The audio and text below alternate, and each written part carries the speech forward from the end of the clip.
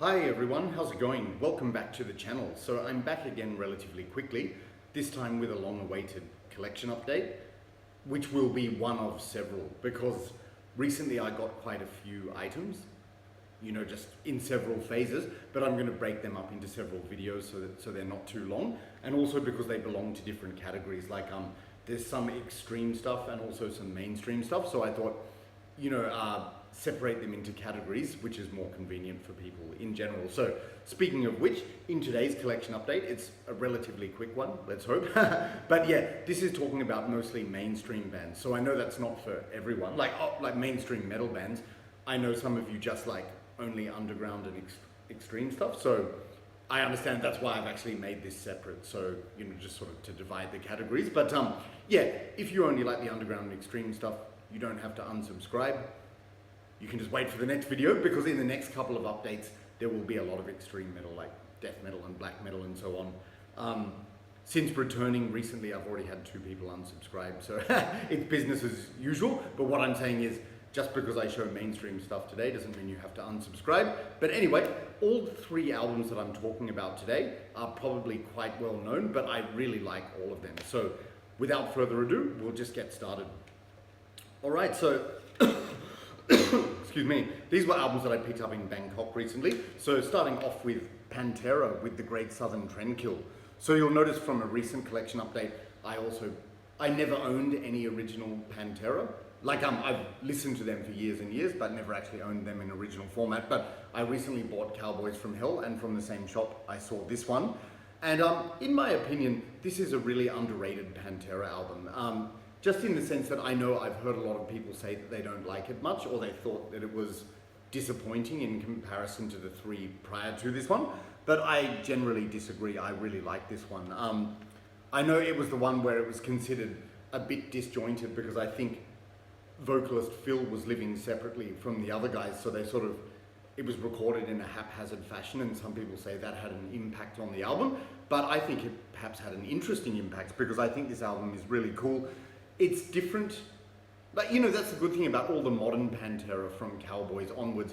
Each and every one of those albums was a bit different and had its own identity, and this is certainly no exception. Like, in many ways it's a very extreme and aggressive album on certain songs, but it also has some very sort of somber and reflective moments, which is uncharacteristic for Pantera. But yeah, you guys probably know this album, and I think when I was talking about Cowboys from Hell, I understated just how much of a creative driving force Dimebag Darrell was. Rest in peace. The guitarist, just such an original riffing and guitar solo style, but then again, Phil's vocals were unique. Rex is a great bass player. Vinny was a, rest in peace, great drummer. So like the whole band as a unit was absolutely fantastic. And I just think this is probably the most creative album they've ever done, to be honest. Like, just interesting twists which they had never done on previous or later albums. But yeah, like you've got songs which are really aggressive and fast and almost like take on a death metal edge with that blasting and screaming, like the opening track, the Great Southern Trendkill, the parts which feature the really fast screaming, so I like that. But yeah, you all know this album probably, so I won't go into too much detail, but some of my favorite tracks on this are War Nerve, the second track, just that bulldozing riff which starts the song. It's absolutely fantastic. And just a heavy, catchy song. I also really like, so just mentioning my favorite tracks here, I like Tens, which is like a very somber, melancholic ballad, but really atmospheric, so I love that song. And they're the kind of songs that I like most on this album, the sort of somber and atmospheric ones. So Tens is a fantastic track. I also really like 13 Steps to Nowhere because of that great rhythm, and it just showcases Vinnie Paul's awesome drumming, and which is a very complex rhythm. And I know that he said that was one of his favorite Pantera songs because it was a challenge to play, and it definitely sounds like it, so that's a really cool song. I also really like S-Note Part 1. I can't say the full word or my video will get taken down, but because it's a morbid topic. But again, that's just like a very tranquil, melancholic track with the vocals and the clean guitars, so absolutely fantastic. S-Note Part 1. And Part 2 is good as well. That's showing the more extreme, aggressive side. And probably my favorite track on the album is Living Through Me, Hell's Wrath, just because it's so it's got that chunky, heavy riff, and really aggressive, and it's just got a fantastic groove. So Living Through Me, Hell's Wrath, probably my favorite song. I also really like, my other favorite track? Floods, yeah, because that's just got so many twists and turns in that song. Like, it starts off with that acoustic, somber, atmospheric, clean guitars, but then it's also got like the heavy riffs, and then it's got this kind of atmospheric conclusion. So many twists and turns in that song. But so there are other songs which I didn't mention, but this, once again, I know it probably sounds like a cliche coming from me, but there are literally no bad songs on this album. But my favorite songs are the ones I just mentioned. So War Nerve, Tens, 13 Steps to Nowhere, S Note Part 1, Living Through Me, Hell's Wrath, and Floods. But a fantastic album. Pretty cool cover as well. And just showing you this. This was actually, because I bought this in Thailand, it's a Japanese pressing, so there's some bonus goodies in this one. So I'll just show you the booklet, which is probably pretty standard. Like, I think it's matching the original one, so it's just got credits and photos of the band, handwritten lyrics, and so on. I think there's a photo of the band somewhere. Yep, there we go. Yep, so that's cool. And because this is a Japanese pressing, it also comes with this bonus booklet where it's got all of the, I think, the song titles and lyrics translated. So obviously, that's of little use to me because I can't read Japanese. Very difficult language, by the way. But yeah, it's just cool to have this as a Japanese pressing. And it also came with this, would you call this an obi strip for a CD? Yeah, but it comes with that as well. So I'll try not to lose that. But just mess with this. Yeah, absolutely fantastic album, and I don't like to use this word lightly, but I think it really is an underrated Pantera album and very creative. So that's Pantera with The Great Southern Trendkill. Happy to have this in the collection. And yeah, they still have the second copy of Far Beyond Driven. Will I buy it? Probably eventually. And Volga, I mean, that's the one everyone's heard a zillion times, including me. But yeah, again, I might eventually pick that one up as well. But speaking of which, something I didn't mention last time, I also really like Pantera's early days, you know, the sort of glam metal or 80s heavy metal era of the band, even though it's completely different. But I just think, yeah, just a talented band all round. And two of its members left the world way too early. So that's Pantera with The Great Southern Trendkill. All right. Okay, coming up next. This is an album which I overlooked for years and years, but I'm so glad that I finally have it. This is Skid Row with their self-titled album. Interestingly, Skid Row were friends with Pantera, but that wasn't engineered by me for this video. I just happened to pick this up recently. Wow, so I can't believe I snoozed on this band for so long. Like, of course, as many of you have probably heard me say, I've been listening to this sort of like hair metal stuff since the late 80s when I was a kid, you know, like bands like Guns N' Roses, Motley Crue, Def Leppard and stuff like that. And for some reason, Skid Row was a band which just always passed me by. And I think when I was like 11, when I got into this music, I saw the video clip of I Remember You and I thought it wasn't bad, but then again, I'm not really a big ballad person. But just recently, on a 80s hair metal compilation which I was listening to on YouTube, which featured all sorts of cool bands like Keel, Y&T. You know, there's a lot of bands I had never really listened to, but I heard the song Rattlesnake Shake by Skid Row on this album, and I thought, oh wait, who's this? This is pretty good. So I got into it and finally listened to the album a couple of months later, and then just saw this on sale and picked it up. So glad I did, because this is an excellent album.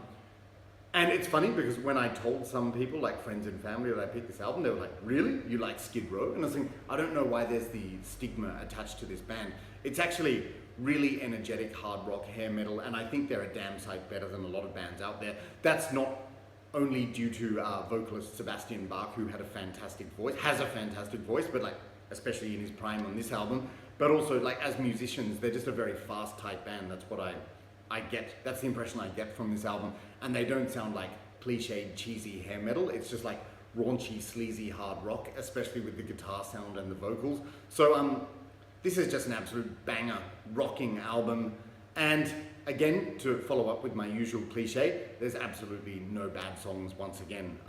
So the album kicks off with Big Guns, which is just such a fantastic, catchy hard rock song. I love the chorus in that. Brilliant. Great lyrics as well. And the second track, Sweet Little Sister, not one of my favorites, but just catchy enough again. So actually what I'll do is I'll just mention my favorite tracks. But like I said, all of the tracks are good on this album. So my favorite, so Big Guns first of all, and my other favorite track is track 5, 18 and Life, which is like a ballad, kind of a power ballad, but not like a cheesy love song or anything, just like atmospheric and poignant maybe. So 18 and Life, absolutely fantastic. Yeah, I also really like Rattlesnake Shake, which is just like a very catchy hard rocker. I really like Youth Gone Wild, which was a really big hit on this album, just like very anthemic and catchy hard rock song. Sorry to interrupt, typically as soon as I start making the video, the sun goes out, just my luck. But yeah, Youth Gone Wild, absolutely fantastic. I also really like Making a Mess, like just a very fast, catchy, hard rock song. But that's not to say that the other songs are bad, like Sweet Little Sister, Piece of Me, they're both good songs. So is Here I Am. And yeah, I Remember You, the power ballad. I'm not a big fan of power ballads or ballads in general, but I have to admit that song, it's not a cheesy love song and it is very sing-along material, so I do like that. And Midnight Tornado is also great. So no complaints about this album. I can listen to it the whole way through. But yeah, 5 of the tracks are my favorites. So Big Guns, 18 and Life, Rattlesnake Shake, Youth Gone Wild, and Making a Mess, my absolute favorites. So there's the cover there. Song titles on the back. Picture of the band. Yep, and a very sort of standard 80s CD booklet, because this came out in 89, I think. So picture of the band there. And there's the disc. Yeah, so I'm not exactly sure why like I think people think this is a kind of like pretty boy glammy band or something, but in terms of the sound, it's certainly not. Like it's just like really energetic, raunchy hard rock, and I absolutely love it. Very catchy, very anthemic, easy to sing along to. So that's Skid Row with the self-titled album. So better late than never. All right, and getting to the final album for today. This is a record which I picked up, and I'm so glad to have this in the collection. Absolutely thrilled to have it. This is Warrant with Dog Eat Dog. Oh, upside down. See, this tricky cover art. It's like a mirrored in version, so you don't know, but then I looked at the back and go, this is the right way. Yeah, so you've probably heard me talking about Warrant on my channel before. In my opinion, they were one of the best hard rock / hair metal bands of the 80s. For some reason, they got a lot of flack from people, like from the public. I think because of the song Cherry Pie, because people thought it was cheesy or something. But for the record, I really loved the song and album Cherry Pie, and the first album, DRFSR, is a classic as well. But speaking honestly, this is one that I discovered thirdly back in the day, like I guess 18 years ago or something like that, because I had a friend who had this album. But I liked this album when I first heard it, sorry, but then it grew and grew on me. And I don't think it's a wild leap to say that this is now my favorite Warrant album. Like, it subtly grew on me to become the best. Extremely underrated, because I'll just give you some background. This album came out in the early 90s, so that's when grunge became flavor of the month, and you know, hair metal and hard rock was all seen as like dinosaur stuff and very cheesy and outdated, and everyone hated it.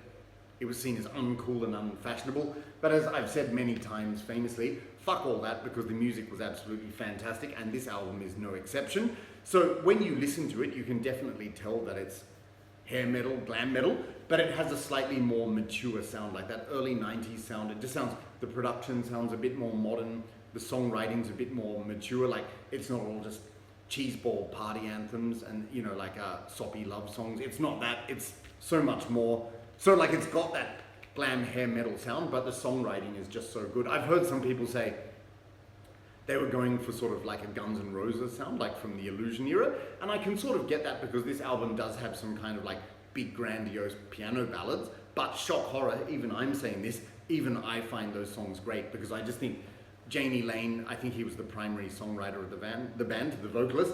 He just was such a brilliant songwriter and had such a great vision for this band. You can also see how the band's all wearing leather here, so they've disbanded with that kind of, you know, cheesy hair metal look from the late 80s. Although it's interesting, I think glam and hair metal was at the peak of the cheesesteaks in 87, 88, and this band's first album came out in 89, so they were never that cheesy, but you can see they're going for the more modern look here. But absolutely fantastic album, very diverse, like it's got fast, energetic hard rock songs, it's got big piano ballads, it's got oh, it's just full of diversity. I absolutely love it. Really, again, no bad tracks. So I'll just talk about my favorites once again, but rest assured, all songs are good. So the opening track, Machine Gun, that's just a really shouty, catchy, sing-along hard rock anthem. Like, if you're a fan of those kind of shouty football hooligan backing vocals in hard rock and heavy metal bands, you will love this album. Warrant is really good at that. So the song Machine Gun is so good. Excellent lyrics in that song. The guitar playing is fucking scorching. I just absolutely love it. And then the second track, Hole in the Wall, extremely catchy again. Like just, oh, so much diversity with the tempos. But they also use a mouth harp in that with some distorted vocals. It's really cool. Oh God, and Janie Lane, like just such a powerful voice. Like his vocals absolutely soar in that song. Hole in My Wall. So, sorry, The Hole in My Wall. Yeah, that's right. Yeah, April 2031, like kind of a depressing power ballad, but again, so heavy and really easy to sing along to, like very hooky, catchy chorus. Andy Warhol Was Right is a good song as well. Now, probably one of my favorite songs on the side A is Bonfire. Fucking hell, that song rips. Sorry, I'm swearing a lot today, but it's reflecting my enthusiasm. Like, it just starts off with this really catchy, hooky riff, but then bursts into this absolutely raunchy hard rock anthem with shouty vocals. It's extremely heavy. So like a lot of people think, oh, like hair metal bands or glam metal bands, they were never that heavy. Check out this album, like Bonfire. The riff is raunchy and heavy. The shouty vocals are absolutely awesome, and I always sing and shout my heart out to that song. It's true. Then we have The Bitter Pill, which is good. Going into side B, it starts with one of my favorite songs on the album, which is Hollywood, So Far So Good. That's kind of like a happy sounding ballad, but it's not a wimpy song. Just to give you an idea, it sounds like a cross between Led Zeppelin's The Ocean and Over the Hills and Far Away. So let me get this straight. I'm just thinking about it. Like the verse part of the song, that sounds like The Ocean, and the chorus sounds like Over the Hills and Far Away. So like both great songs from Led Zeppelin's Houses of the Holy. And I think Janie Lane did a vocal cover of The Ocean. So I think that was definitely the inspiration for this song. But Hollywood, So Far So Good, that clean guitar riff, so incredibly catchy, and fantastic backing vocals from the band. Like, yes, it is a bit cheesy and happy, but cheesy isn't necessarily bad. It's about when music evokes a certain emotion, that's showing that it's of good quality. So I really love that song. Oh, All My Bridges Are Burning. Fantastic, just thunderous, loud, catchy, anthemic song. Great chorus to sing along to. Like, makes me want to break into song, but I'll spare you of that. Then we've got Quicksand, absolutely fantastic track, like with the melancholic, clean guitars, and again showcasing Janie Lane's amazing vocals. So I just really like that song. Again, very catchy pre-chorus, and like a lot of these songs are sort of laden with that kind of depressing 80s atmosphere, like piano ballady kind of atmosphere, but at the same time, I think it's way better than like Motley Crue's Home Sweet Home. Just saying, that's my opinion. And I think like for the record, this band, talking about big bands, like my favorite hair metal bands, I suppose like would be Dokken, Black and Blue and Rat, but this band is fourth, and I think they're just way better than Poison and way more interesting than Motley Crue, in my opinion. Yeah, so sorry, slight diversion there. Then Let It Rain, another like kind of sad, heavy power ballad, but again, not in a depressing way, like a sort of song that makes you want to sing your heart out. Then track 11, we've got Inside Out, another absolute highlight track, because that's bordering on speed and thrash metal. No joke, like it's very fast, very aggressive.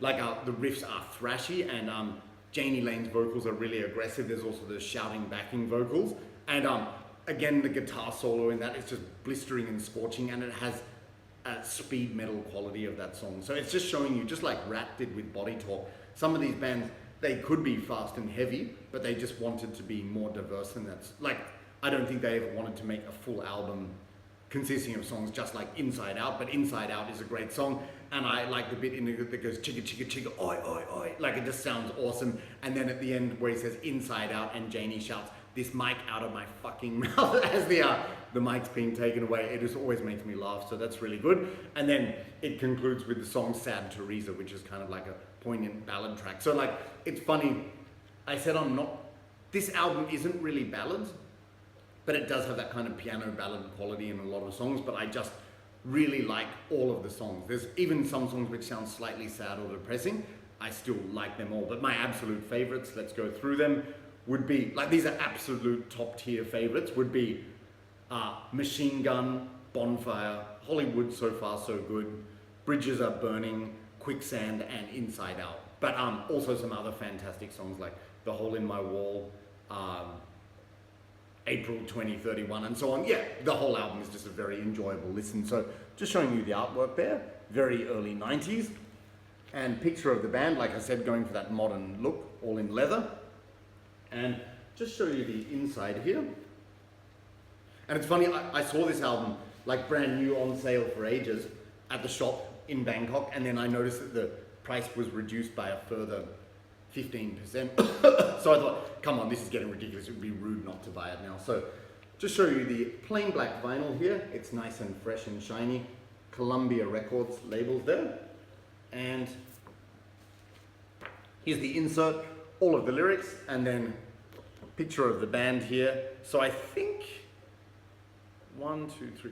So I think they also include, oh yeah, so 6 people. I think the guy in the middle is the engineer or the producer who did a fantastic job on this album. But yeah, I get it, like some of you don't like hard rock, hair metal, but I just think Warrant is one of the more underrated bands from this era, and I felt they never really got the, even though they were successful, they never got the proper recognition they would deserve. But if you have any doubts, just listen to this album. It's absolutely brilliant and I love it. So that's Warrant with Dog Eat Dog.